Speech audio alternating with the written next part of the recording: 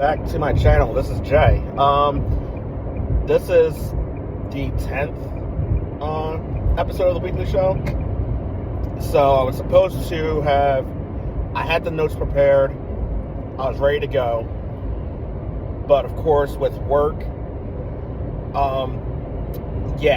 so today's Wednesday as of recording of this video. So I was ready to go and work came along, so unfortunately I had to do some shift swaps with some of the managers. So right now I am actually on my way to work. So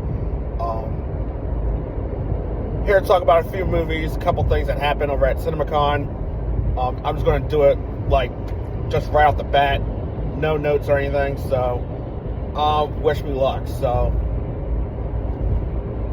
no surprise, Super Mario is again the #1 movie. That was expected. The new movie that debuted this past weekend, The Mummy, Lee Cornin's The Mummy, that had a projection of about, it was fluctuating between 7 to 10 million, and I've even seen estimates go as high as 15 million, and I believe it finished with about 13 million. So, kind of right there. Don't remember off the top of my head what the budget was, but it's going to take a lot more for it to at least break even. And the problem with horror movies is they usually see like a steady or sharp drop-off going into their second weekend. So if Lee Cornin's The Mummy made about 13 million in its debut week, then for its second weekend, then it's probably going to do about 7 million, maybe 8. So obviously the new movie that's debuting this weekend, there's actually a couple of them. First one is Mother Mary. Mother Mary is basically like a musical type movie. Haven't seen too many promotional advertisements for it. Haven't seen too many TV spots, not a lot of previews for it. So that one's probably not gonna break the top 5 for highest grossing movies this upcoming weekend. If it does, it'll probably end up being like 4th or 5th. But the other new movie that's opening up this weekend is Michael. Michael is a biopic movie focusing on, the life and career of pop icon Michael Jackson. And in this movie, Michael Jackson is played by his nephew. So I've seen the previews quite a few times on it, and it looks interesting. It looks good. I think his nephew does a good job, portraying his famous uncle. Now, there is controversy surrounding Michael Jackson. For those that follow his career or were aware of like the controversy surrounding him, I'm not going to go into details on it. But for those that are curious, obviously, like check it out. Like Google search it. Like read up on his life and everything, and it will touch base on everything in his life and some controversial like moments and stuff. So just do your research, and then as far as your opinion on Michael Jackson in person, that will be up to you to decide. So but Michael Jackson, the Michael Jackson movie, Michael, that's right now it looks like it's projected to be the #1 movie for this upcoming weekend. I know there are select theaters that are doing the early access screening of it tonight, Wednesday, as of the recording of this video. I was thinking about going, but I'm now working 6-7 days straight, so a little burnt out. So unfortunately, I'm not going to watch it tonight. Maybe I might watch it this weekend. I'm not sure yet. So We will find out. But predicting the top 5 for the upcoming weekend, I'm gonna go Michael number 1. Super Mario Galaxy will be number 2, followed by Project Hail Mary at number 3. Number 4. For number 4, I'm going to go with Lee Cornyn's The Mummy. I think that movie will be in 4th place. And then, as far as what movie will be in 5th, I'm actually losing my train of thought on that one, but there's a couple movies that come to mind, but if it comes across my mind, I'll get back to it. But yeah, so that's what happens when you lose your train of thought and you don't have notes in front of you. And I can't have notes in front of me because I am driving. So as far as what was happening at CinemaCon, I know Top Gun 3, that's been confirmed that it's happening. It's going to go into development over at Paramount. Tom Cruise is set to reprise his role as Maverick. Waiting to see if everyone else from Top Gun Maverick will be making a return. Kind of like to see that, obviously, because with Top Gun Maverick, which was a fantastic movie, by the way, I thought it was a movie that should have been watched in IMAX or any other, premium large format. With Top Gun Maverick, it was kind of like a passing of the torch moment to an extent, between Tom Cruise's character of Maverick as well as Hangman. Yeah, Hangman. So we'll see what Top Gun 3 has in store for us. If we saw a little bit of that pass, I think Top Gun 3 will push that whole passing of the torch moment, and then we'll see if they do further projects, after Top Gun 3. Obviously, depending on how well Top Gun 3 does. So, other news that came out of CinemaCon was that Disney, they're partnered with a couple of other, theatrical exhibitors, and they're creating a new premium large format. This one is just basically in response to, their standoff with Warner Bros. Discovery, with the shared December 18th release date. Disney wants to release Avengers Doomsday on December 18th. Warner Bros. Discovery wants to release Dune 3 on the same day as well. And if you've watched my previous videos, you know where I stand on that. I think that has a very bad idea written on it to try and release both of those movies on the same day. One of them has got to move. But, yeah, Disney's creating a brand new premium large format. I think it's called Infinity Vision, I believe. I think it's called Infinity Vision. So, enhanced sound system, laser projection, and arguably some of the largest screens in the world. So that's how they're promoting it. So I'm not sure if this is going to be something that Disney's creating and Disney's going to own, or if someone else is going to own it. So it's going to be interesting to see how they're going to handle that. I mean, if it's something that Disney's going to own, then it could get really dicey. Because I don't know if Infinity Vision will then be offered only at Disney resorts and properties, or if they're going to try and introduce it at select theaters. So if they introduce that at select theaters, then it's going to be will it only play just Disney movies, or will it play movies from other studios? And if they play other movies from other studios, now you're calling into question the revenue split between that studio and Disney, if Disney wants a piece of that revenue as well. So that's opening a whole ugly can of worms that, it could be very interesting to see what they're gonna do with this, how it's gonna work. But Disney responding by creating their own premium large format, I mean, I don't think it's needed. I mean, it could have all just been avoided, because right now Disney and Warner Brothers Discovery, they're in a stare down right now, trying to see who's going to blink first.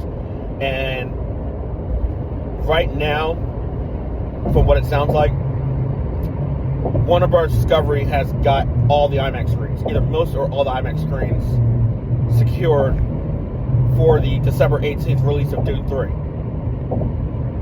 So what Disney needs to do, and there's no shame in doing it, so someone at Disney, maybe someone at Disney's watching this, I highly doubt it, but you never know, but someone at Disney needs to wake the hell up, realize that you're not getting all the IMAX screens for that December 18th weekend. Just take Avengers Doomsday and move it off that release date. About a week beforehand, there's nothing scheduled to open. Initially, it was being eyeballed for opening weekend for Jumanji 3, starring, The Rock, Kevin Hart, Jack Black, but the studio opted for a Christmas Day release for Jumanji 3. So that 1 week before December 18th, I believe that is December 11th. So as of right now, there is nothing scheduled to release on December 11th. That is the perfect time to release Avengers Doomsday. That's option one. Option two will be to move it up a little bit further. I believe that weekend is December 4th.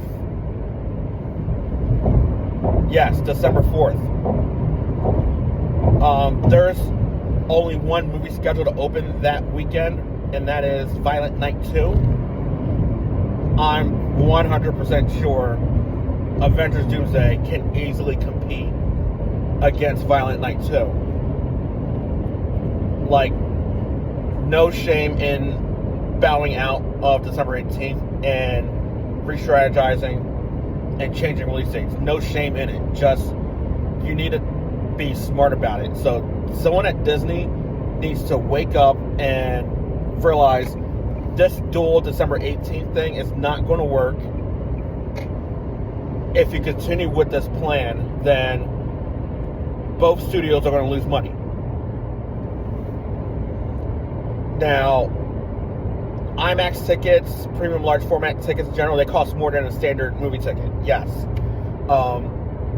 There are more and more theaters that are installing recliner seating, and as a result of that, the original capacity of those auditoriums and their buildings in general would be reduced versus what they originally were. Now, I used to run a couple of theaters. One was AMC Deptford 8.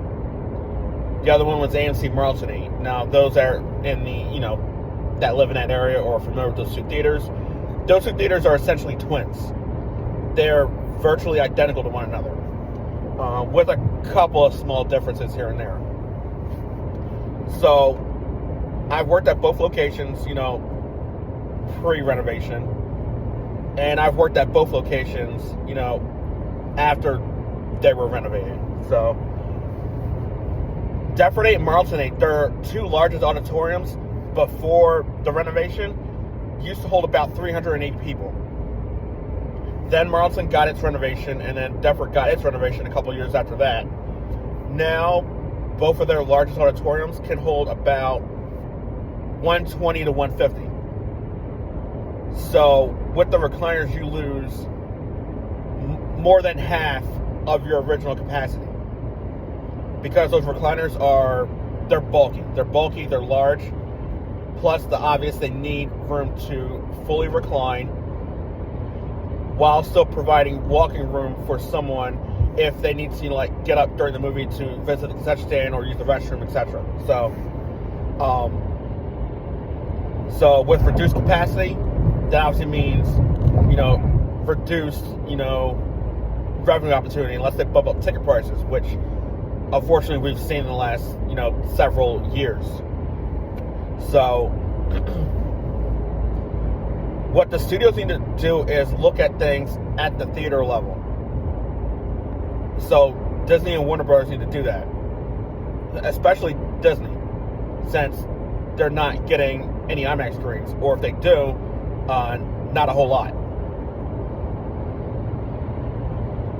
So for the better for the studios to make their money, for the theaters to capitalize at the maximum capacity, and for the opportunity for the moviegoers to go out and see these movies at a convenient time, when they're able to. Disney needs to move Avengers Doomsday. Now, when I first started talking about this, I was saying Dune 3 needed to move. But now that Warner Bros. Discovery has apparently secured most, if not all, the IMAX screens for that weekend, it's now Disney that needs to make the move. And Disney needs to get Avengers Doomsday off of December 18th. Option 1, December 11th. Second option would be December 4th. And then looking at the calendars, I would say their best bet to maximize their potential revenue as much as possible, release Doomsday on December 4th. I think that's the best option for them to go. Because Disney has an animated movie opening the week beforehand. So they can easily book that one for IMAX.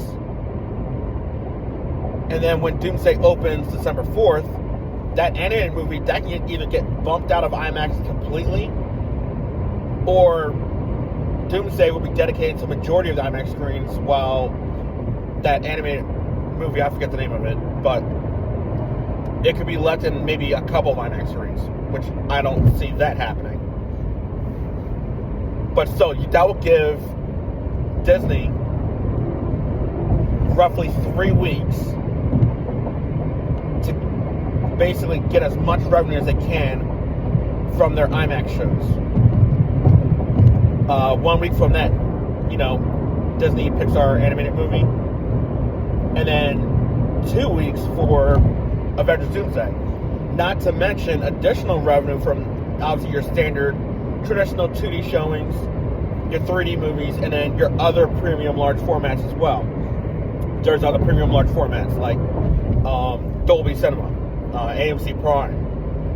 You have Cinemark XD, you have Regal RPX, you have 40X, you have ScreenX.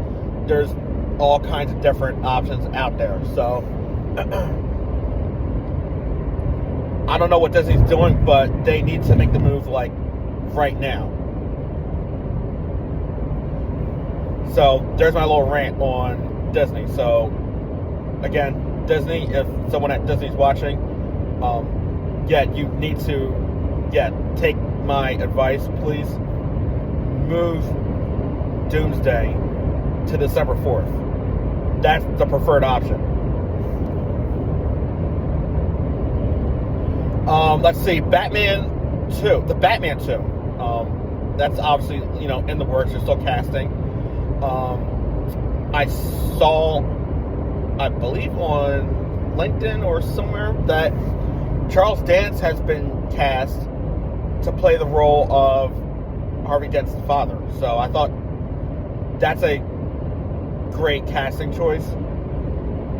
I'm excited to see what the synopsis will be for the Batman 2. Especially after the huge success from, the previous movie. Which I still watch a couple times every now and then. I thought that movie was, incredible.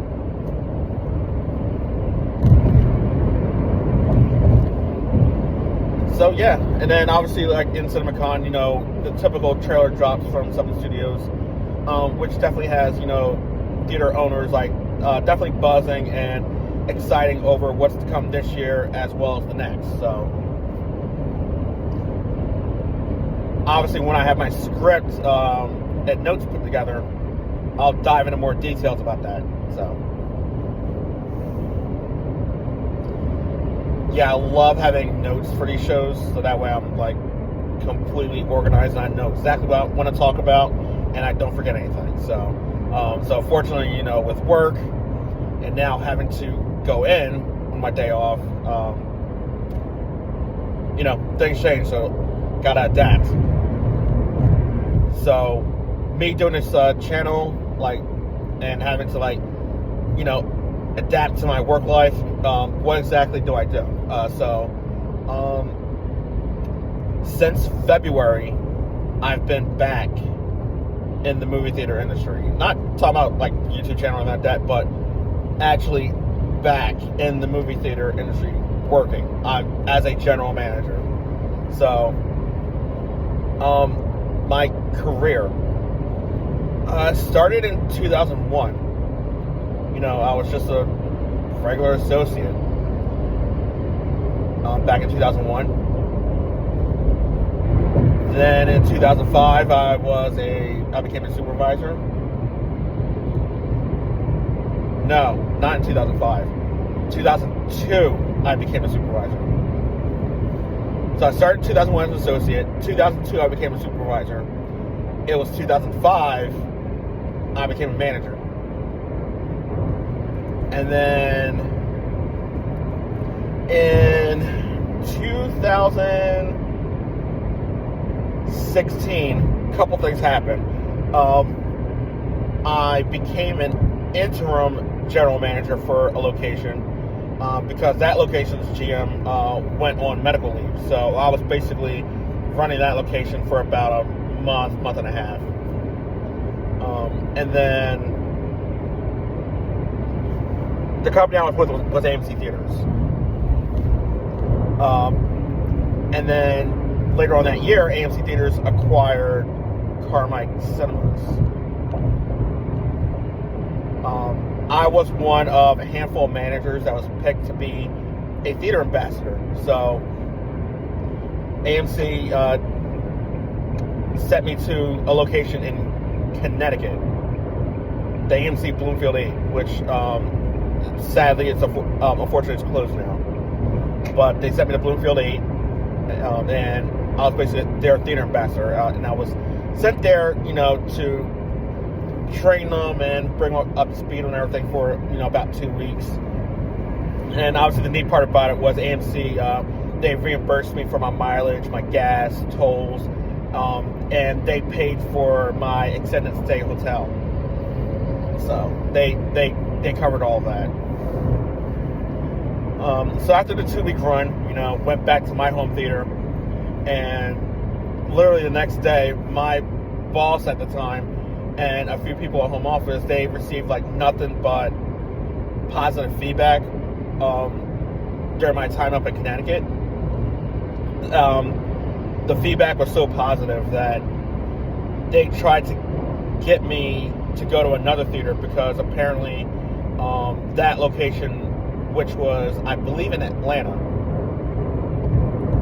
they were having issues with their theater ambassador, and it was still a mess down there. So they wanted me to go down to Atlanta and work at that other location for about 2 weeks. Unfortunately, I did not get the opportunity to go.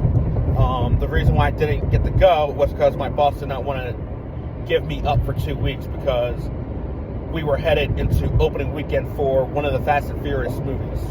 So we were expected to be busy, and we were. So it would have been nice to go, but unfortunately, I didn't get the opportunity to go. So, but then in 2017, I became an interim GM again. This time, all the way up in Williamsport, Pennsylvania. I became an interim GM there. I was an interim GM there for a month before they finally gave me the GM spot there. So in 2017, I finally became a general manager. And I was up at Williamsport for the little bit of 2017, all of 2018, all of 2019. And we had my theater team and we had a strong 2018, a really strong 2019. Because the team that I put together, we were able to turn things around like really quickly. Because Williamsport, when I took it over, it was ranked it was ranked near the bottom in a lot of categories.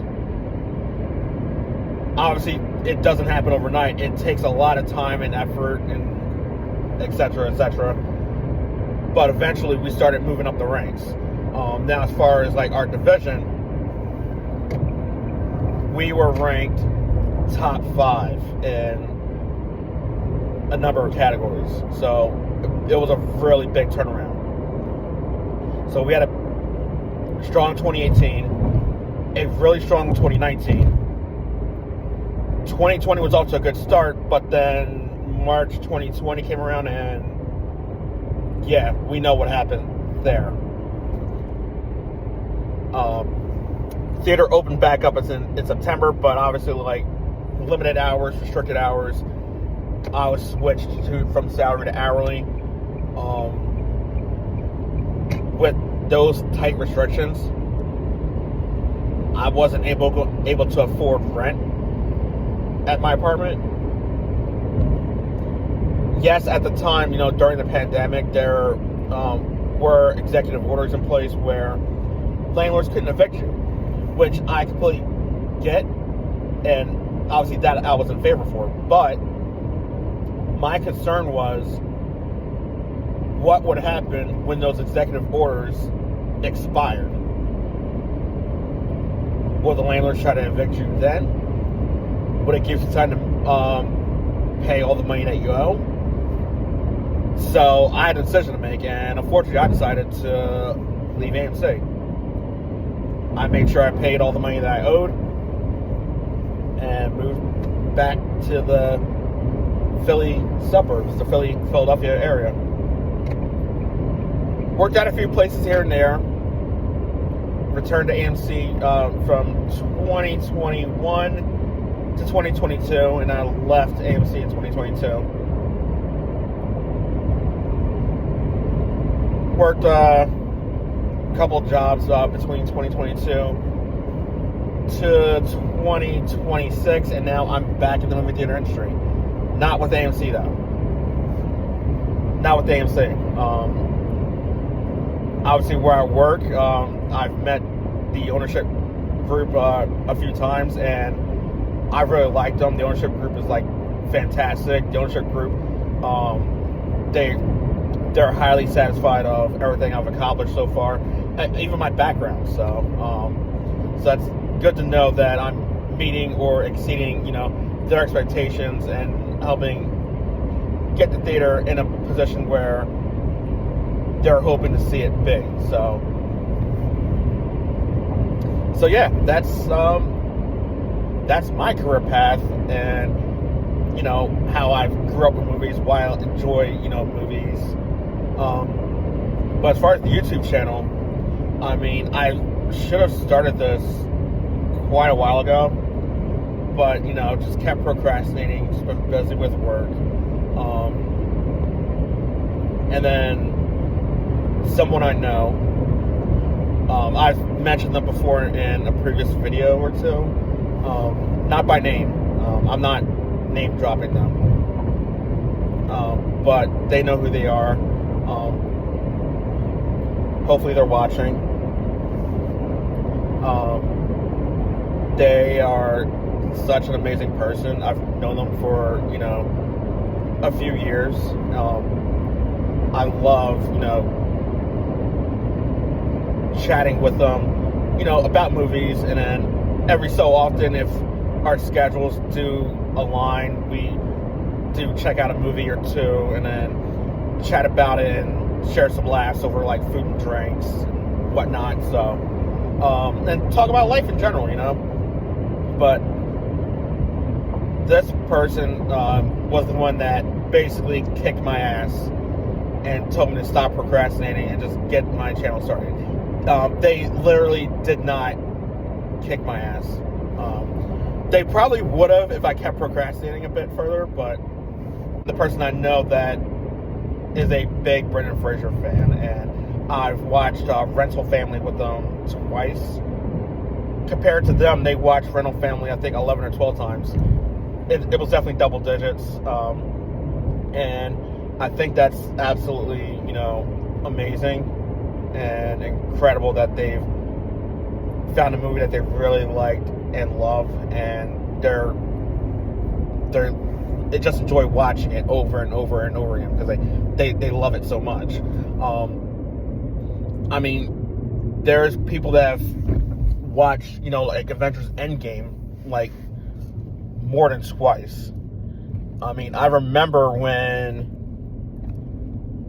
Titanic first opened back in like 96, 97. Now, I was too young to work in the theater back then, but I remember hearing the stories of people watching Titanic like 40, 50, 60 times. And again, that's incredible because, fandom. People have a passion for movies. There's like certain movies that they really like, and they like it so much that they've actually grown to love it, and they don't mind watching it over and over and over again. Now, when it comes to Titanic, I'm not in that category. I've watched Titanic probably twice. Like, do I think Titanic is a good movie? Yeah. There are some cons with it, though. Now, I do have a show called Rewind where I, recap movies that were released in theaters more than 10 plus years ago. So at some point, I will get to Titanic, and I'll highlight what worked for me in that movie and what didn't work for me in that movie, and the grade that I'll give for the movie Titanic will probably be interesting. So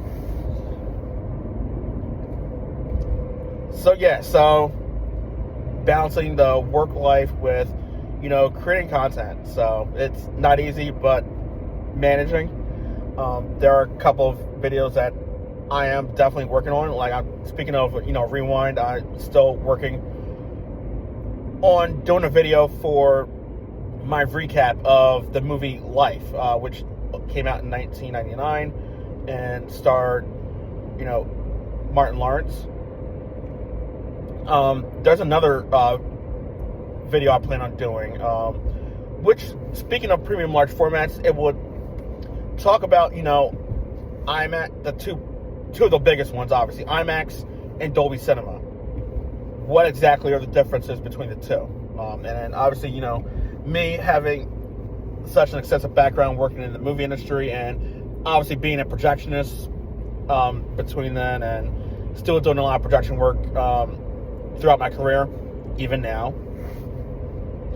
I'm going to create a video that talks about, what is IMAX, what is Dolby Cinema, what are the differences, etc. So I'm going to be working on that. There's another video I plan on doing. This also goes back to, the person I know that's a huge Brendan Fraser fan. They've done a ranking of, their favorite, Brendan Fraser movies. I don't remember if they ranked it best to worst or worst to best. So, they inspired me, to get the channel started, and, so I'm like, hey, let me try, doing the same thing. I'll touch base on, like, all the Brendan Fraser movies, and I'll give my take on it and I'll rank them, worst to best. But I can tell you right off the bat, I'm already going to tell you right now which movie is going to be ranked worst. And this movie absolutely gave me the biggest headache because I was trying to wrap my head around what exactly I was watching and trying to comprehend what was happening. And certain parts of the movie just gave me an absolute throbbing headache. That movie is Secret of Karma. And I think that's probably one of the worst movies I've seen. So yeah, that movie's ranked worst for me on the Brendan Fraser list, and I haven't even started putting together the list yet. So, but there are a couple more Brendan Fraser movies that I still need to watch before I can actually start putting the rest of the list together. Secret of Karma is the exception. That's going to be ranked as the worst. So, no need of me watching that again. So yeah, I'm planning on doing a Brendan Fraser movie ranking. I'm really enjoying this Brendan Fraser 2.0 that we're seeing right now. He's more selective over which movies he chooses to appear in, and I think that's helping his career. He won an Oscar for his role in The Whale. I really thought he was going to get a nomination of some sort for Rental Family. So my jaw dropped when that movie did not get a nomination. But still, his acting is absolutely incredible. It's always been good, but right now, in this Brendan Fraser 2.0, his acting seems to be dialed up several notches. And I'm excited to see what more he can do. I know he has a new movie getting ready to open up, I want to say either in May or June. The movie is called Pressure. Talks about, the behind-the-scenes story of, putting together the plans for D-Day, which, turned the tide of the war in the favor of the U.S. and its allies. So Brendan Fraser has the movie Pressure. It's coming soon. And he also has